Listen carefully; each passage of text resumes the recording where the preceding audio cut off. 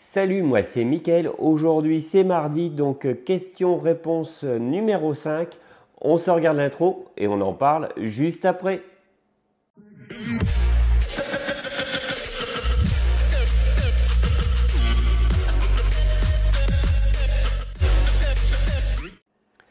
Voilà, donc dans cette vidéo, bien sûr, il y aura les réponses à vos questions, mais il y aura aussi une grande nouvelle. Vous allez voir ça par la suite, une grosse nouvelle pour moi et peut-être pour vous. Vous verrez bien ça tout à l'heure.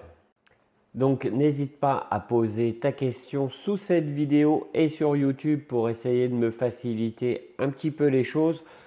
Aussi sur ma page Facebook privée, je fais une petite publication pour vous demander qu'est-ce que vous avez comme question. Donc c'est les deux seuls endroits où il faut me poser des questions.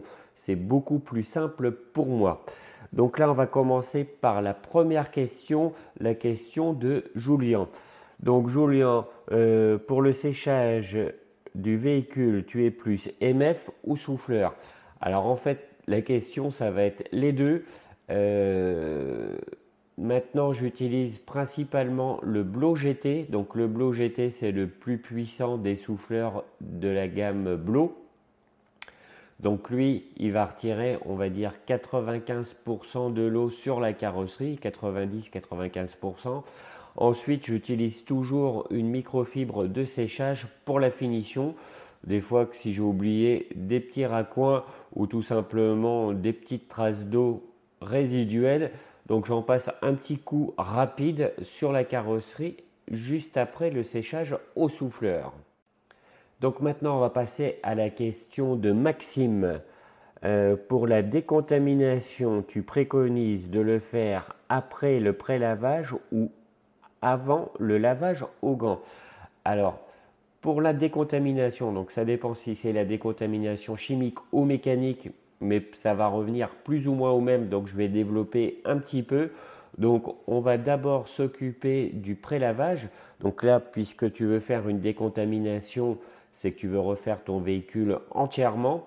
Donc on va d'abord commencer par un pré-lavage hard pour retirer un maximum de contaminants sur ta carrosserie et pour retirer les résidus d'une ancienne cire. Ensuite, tu fais un lavage avec la technique des deux seaux, toujours avec un shampoing hard. Donc bien sûr, hein, tu respectes toutes les étapes correctement.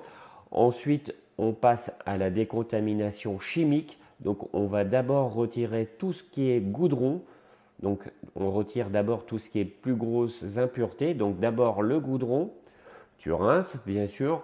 Ensuite, tu passes à la décontamination ferreuse de ta carrosserie. Tu re-rinces, puis tu arrives à l'étape de la décontamination mécanique, donc soit à la barre d'argile fine, soit au gant ou soit à la microfibre de décontamination.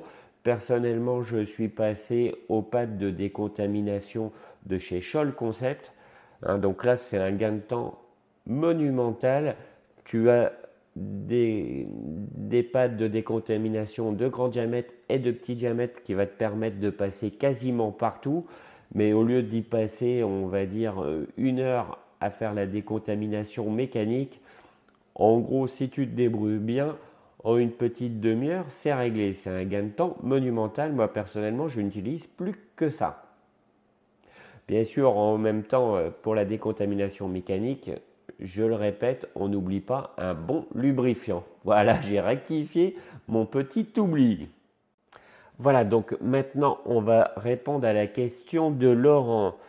La différence entre le lustrage et le polissage. On pourrait presque en faire une vidéo, oui, tout à fait.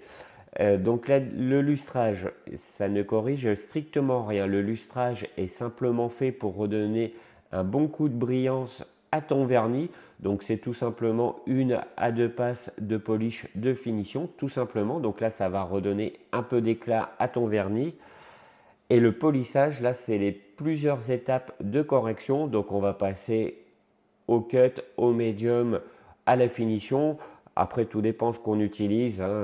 Je ne vais pas passer sur toutes les étapes. Donc là, c'est de la correction pure. On va d'abord retirer tout ce qui est grosse micro-rayures, puis affiner pour arriver tout simplement à l'étape de finition, donc un lustrage final, on pourrait même dire, pour la brillance et l'effet miroir au final. Donc la différence, c'est qu'il y en a le lustrage ne corrige pas, donne juste un peu de brillance. Le polissage, lui, on corrige les défauts, donc on supprime une fine épaisseur de vernis pour supprimer toute micro-rayure. Voilà la différence. Donc maintenant, on va répondre à la question de Mikey. As-tu déjà utilisé une gamme pour reteinter le volant, le pommeau de vitesse? Tu vois ce que je veux dire? Oui, donc un kit de rénovation pour volant. Donc non, j'en ai jamais utilisé, mais je vois que tu m'as montré un kit de rénovation de chez Color Look. Donc là, tu peux y aller. Color Look fait d'excellents produits pour le cuir, que ce soit pour l'entretenir ou la rénovation. Donc là, tu peux y aller. Je pense que c'est un petit jeu de patience, mais te connaissant, ça devrait le faire largement. Il suffit de suivre toutes les étapes et il n'y a pas de souci. Tu peux avoir totalement confiance sur cette gamme de produits. C'est vraiment du très très bon matos, hein. J'ai déjà testé quelques produits de cette gamme-ci. Je pense que la réputation de cette gamme n'est plus à faire. Alors, une autre question de Mikey. Il a bien raison, t'en poser toutes les questions qui lui passent par la tête. Donc, savoir un polish de correction pour un vernis dur et un bon IPA. Oui, bien sûr, il n'y a pas de souci. Donc, oui, donc c'est pour une Audi. Oui, donc tous les véhicules allemands. Alors, je précise un petit peu. On va dire donc BMW, Audi sont des vernis relativement durs. Après, ce qu'il y a d'un peu plus dur, c'est par exemple chez Mercedes. Là, c'est un cran dessus. Donc, pour ton Audi, je vais tout simplement te donner une réponse que tout le monde s'attend. Bien sûr, c'est prendre des polishes de chez Scholl Concept. J'ai déjà travaillé sur des Audi avec des polishes de chez Scholl Concept. Tu prends le S2 Black et le S30 avec les pads qui vont bien. Hein, donc, il y a les pads Ninja qui sont vraiment parfaits avec le combo de polish de chez Scholl Concept. Donc, le S2 Black, avec lui, tu vas pouvoir retirer quasiment toutes les micro-rayures. Donc après, je ne sais pas si tu as une rotative ou pas. Donc le S2 Black, on va l'utiliser avec une polisseuse orbitale. Il existe aussi un polish qui est spécialement conçu pour la rotative. Donc lui, ça va être plus pour retirer les grosses micro-rayures relativement profondes. Et à la fin, tu vas avoir le S30 que tu vas utiliser en polish de finition pour te donner une belle brillance et un superbe effet miroir. Donc là, soit si tu as une rotative, tu as un polish, je ne me rappelle plus du nom, il va falloir que je le cherche à la limite. Donc tu as un polish à utiliser à la rotative si tu en as une pour retirer les plus grosses micro-rayures. Autrement, à l'orbital, tu as le S2 Black qui est vraiment top. Et en finition, toujours à l'orbital, le S30. Donc j'espère que j'ai répondu à ta question. Alors au niveau de l'IPA, on va dire que tous les IPA sont plus ou moins pareils.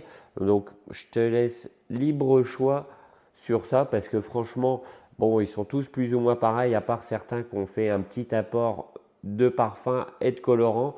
Est-ce que c'est une bonne idée? Je ne pense pas, hein, parce qu'il faut éviter de respirer de l'IPA, parce qu'autrement tu vas te retrouver avec des vertiges et la tête au carré. Donc de camoufler l'odeur, je ne pense pas que ce soit une très bonne idée. C'est un petit rappel à te dire, va prendre l'air ou ventile ton garage. Donc maintenant, on va parler de ma fameuse grosse surprise. Donc depuis plusieurs années, je teste des produits. Je fais des vidéos pour vous montrer le résultat et donner mon avis. Donc depuis quelques années, ça m'a permis de savoir quelles sont les bonnes gammes et quelles sont les gammes un peu moins bonnes et quelles sont aussi bien sûr les gammes qui sont totalement ridicules. Heureusement, il y en a très très peu. En règle générale, on est quand même entouré de très bonnes gammes de produits de detailing. Donc je me suis dit au bout d'un moment, mais pourquoi ne pas créer un site de vente de produits tout simplement pour te proposer des produits que j'ai fortement appréciés. Donc là, c'est un projet qui me trotte depuis un moment. C'est déjà en conception. Donc le site est déjà en conception auprès d'un informaticien. Parce que moi, je n'ai pas le temps de créer totalement le site moi-même. Donc là, c'est en cours de fabrication. Donc n'hésite pas à me donner ton avis sous cette vidéo, si ce projet te plaît ou pas, si tu te dis tiens, il va encore se faire du fric sur le dos des gens. Donc là, ce n'est pas du tout le cas, hein, c'est tout simplement pour vous aider à choisir de bons produits, donc au fur et à mesure regrouper des gammes que j'apprécie le plus. En gros, tu achètes ou tu achètes pas, peu importe, mais si tu décides d'acheter, tu es sûr de tomber sur des produits de très bonne qualité. Voilà, donc normalement, il y aura une réduction permanente sur mon site. Donc, tu n'auras pas besoin de code, etc., etc. Je suis en train de me battre pour diminuer les prix le plus possible. Donc, par la suite, je vais continuer, bien sûr, à faire des tests de produits de différentes marques, même de d'autres magasins. Il n'y a pas de souci. Ça va me permettre de voir quelles sont des autres marques que je pourrais mettre sur ce site. Donc, quelles autres marques seraient très bonnes pour vous. Ça va me permettre de tester et me donner un avis et de faire évoluer au fur et à mesure ce site. Donc, je me répète encore un petit peu, mais tu me dis ce que tu en penses sous cette vidéo. N'hésite pas, je suis là pour écouter. Je n'ai pas encore été trop loin, donc je peux m'arrêter, il n'y a pas de souci. Mais ça fait tellement longtemps que j'y pense. Là, j'ai mis un petit coup de collier et ça démarre. Donc, voilà, j'aimerais avoir ton avis. Donc maintenant, je vais répondre à la question de Joseph. Que penses-tu du spray graphène de chez Onyx? Alors, je ne l'ai pas testé, j'ai vu énormément de résultats. Ça me semble plus que bon. Alors, ça fait un petit moment qu'on me pose la question, qu'est-ce que tu penses du graphène par rapport au spray céramique classique? Donc, comme je n'ai pas encore testé, je ne peux pas encore donner mon avis, mais j'espère tester celui de chez Onyx parce que déjà ils ont fait un spray céramique qui était vraiment super bien. Donc est-ce que le graphène va être en dessus? J'espère. Hein, donc à voir après test, mais je pense que ce sera très intéressant de comparer le spray classique à base de céramique et le spray à base de graphène. Faire un petit versus pourrait être vraiment intéressant à ce sujet-là. Donc pour le moment, je ne vais pas te donner mon avis, mais ça peut être très intéressant. Donc à voir par la suite. Donc maintenant, on va répondre à la question de Nico. Je me demande à chaque fois quelle vitesse utiliser pour le polissage et le lustrage. C'est au feeling où il y a vraiment des vitesses à respecter. Alors, non, c'est pas du feeling, on va dire, c'est plus de l'expérience. Au bout d'un moment, quand tu as pris l'habitude de faire de la correction, donc tu choisis tes propres vitesses. Donc oui, c'est plus ou moins une histoire de feeling et d'expérience. Tout simplement, c'est que chaque polisseuse est différente. Maintenant, c'est vrai qu'il y a énormément de marques de polisseuses, donc elles ne réagissent pas toutes pareilles. Et donc personnellement, moi, pour les trois quarts des polisseuses, par exemple Orbital, je commence à 3, donc à la vitesse 3, puis j'ajuste. Mais en règle générale, pour la correction, je précise, je travaille en vitesse 3 ou 4. 3 principalement pour vraiment la correction et puis la finition, j'augmente un petit peu. Ça aime bien que ça chauffe légèrement plus. Je trouve que le résultat est meilleur. Je monte à 4. Donc je jongle entre 3 et 4 avec mes polisseuses orbitales. Hein, je précise. Donc suivant ta polisseuse, essaye déjà comme ça entre 3 et 4. Tu fais des petits essais et après tu t'adaptes tout simplement. Hein, tu fais quelques passes sur 3, tu regardes le résultat et tu fais un essai sur 4, tu vois si ça travaille mieux ou pas. Alors après, donc ça dépend de la polisseuse, ça dépend des pads et ça dépend du polish utilisé. Hein, donc, mais bon, il ne faut pas aller trop vite ni trop lentement, hein, mais ces deux vitesses que personnellement j'utilise, c'est la vitesse 3 et 4. Après, c'est à toi de juger au fur et à mesure. De toute façon, la correction, il faut faire de la correction le plus souvent possible. Plus tu vas faire de correction, plus tu vas savoir comment travailler et quelle vitesse utiliser.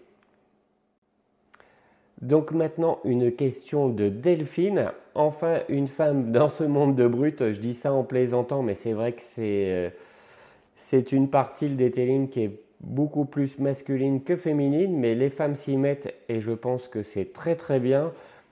Normalement, les femmes sont plus soigneuses que les hommes, donc je pense que les femmes auront des résultats beaucoup plus rapidement. Enfin, ça reste mon avis. Donc Delphine me pose la question, tu me conseillerais quel IE? Donc le IE, c'est l'injecteur extracteur pour ceux qui ne savent pas.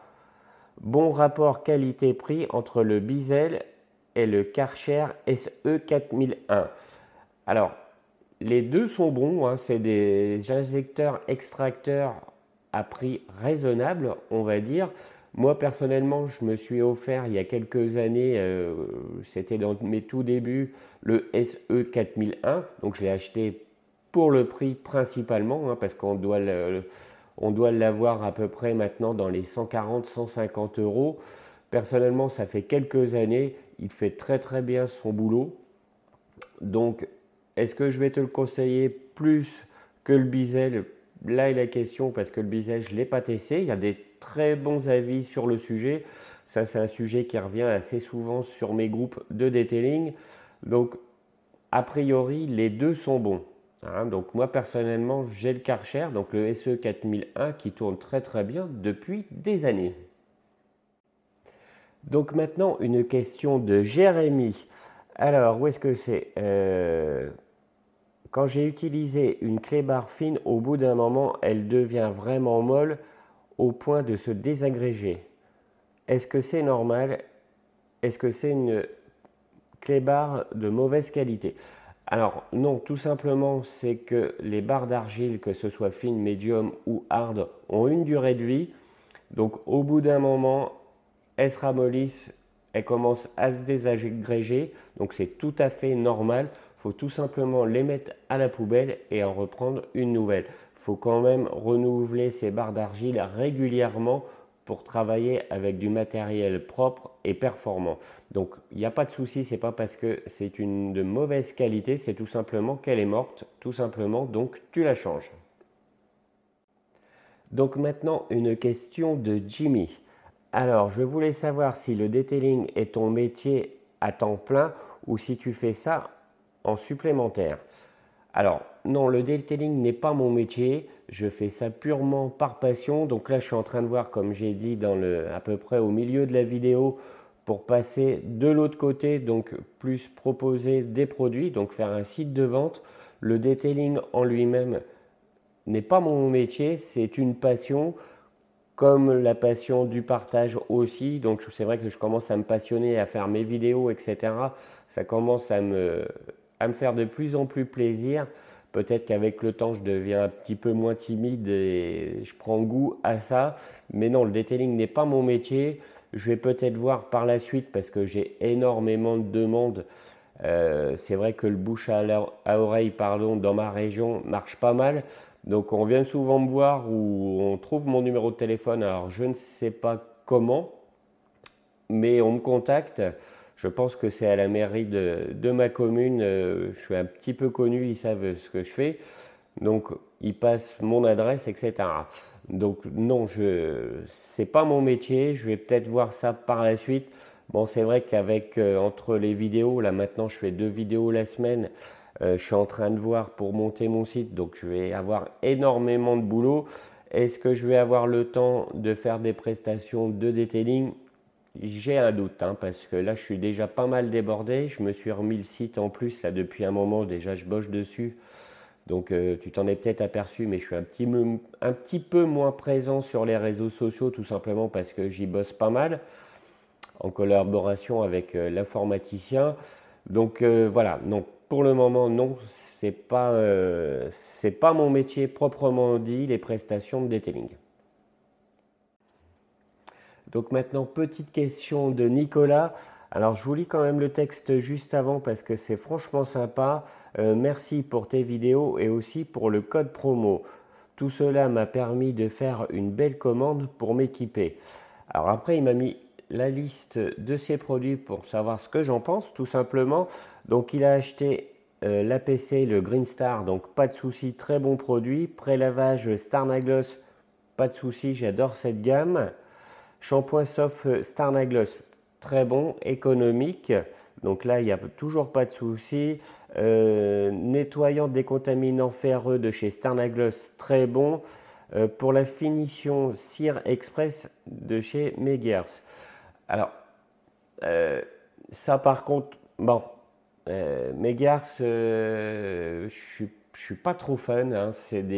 Les cires de cette marque sont pas mauvaises, mais bon, elles restent moyennes, quoi. Durée de vie pas très élevée, résultat correct, mais sans plus.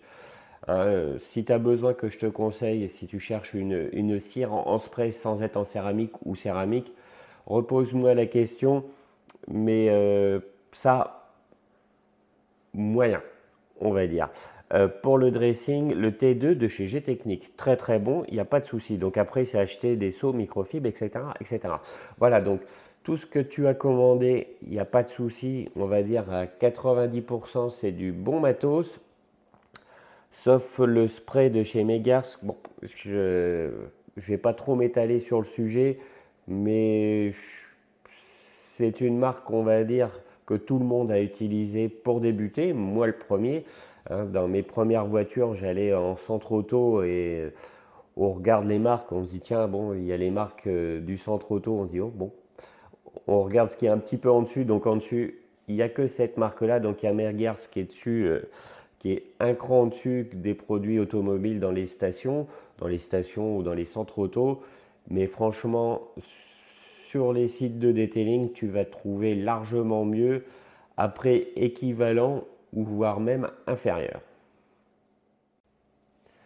Donc maintenant, on va répondre à la question de Julien.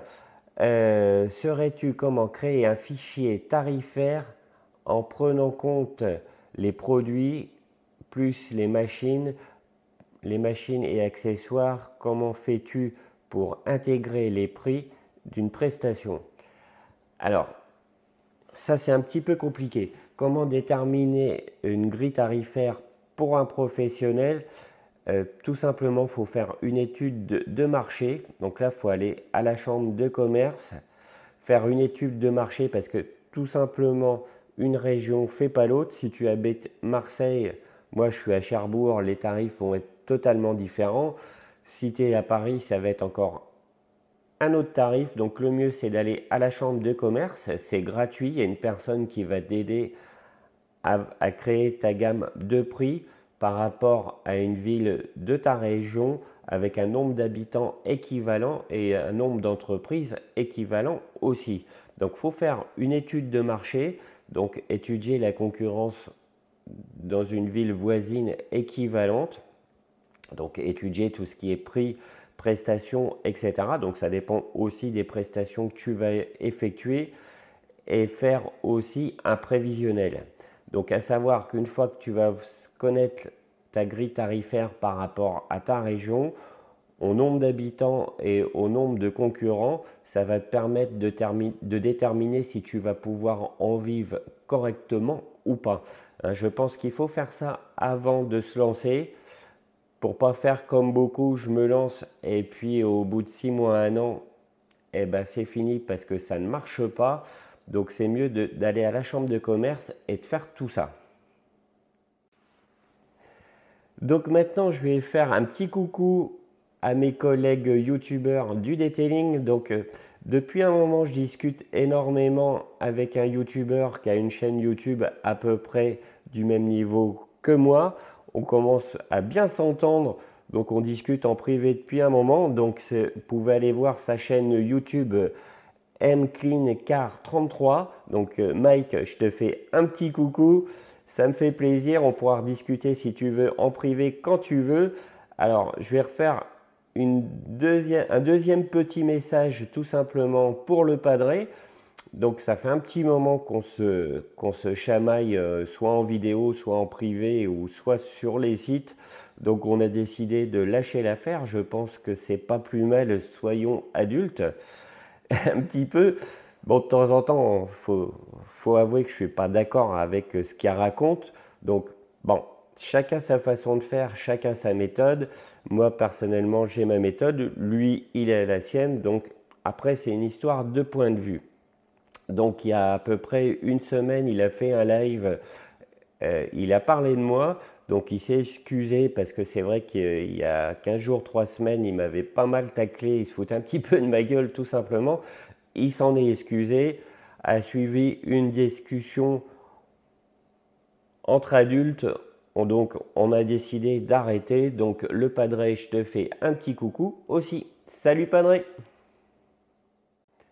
Voilà, cette vidéo est terminée. Donc, si tu as des questions, n'hésite pas à les poser juste en dessous sur YouTube ou sur ma page personnelle.